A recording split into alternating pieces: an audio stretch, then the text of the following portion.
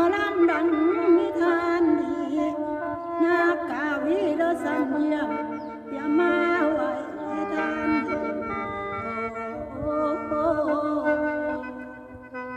ว่า1,000%ว่านาพันปัญญาบ่มีจำขั้นขึ้นสิว่าหมอลำทางวงการให้คิดใส่วงการให้คิดใส่ลงท้ายจังหวะเดียว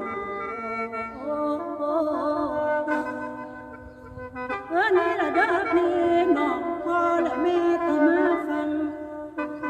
ทั้งคุณตาและคุณยายมารับฟังนาง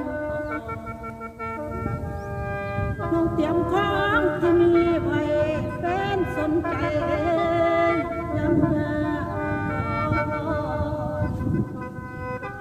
ขอโทษเด้อย่าแม่ขอโทษเด้อย่าพอลำบ่ถูกหูได้ยินสายเด้อยังคุณโอ้ยเอาใจนอกผู้ลำ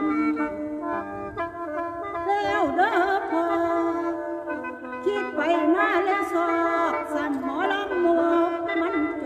รบ่มีคนมาเสิร์ฟเฮ็ดจังใดก็นอจะมีแต่คนที่มาเบามาเบา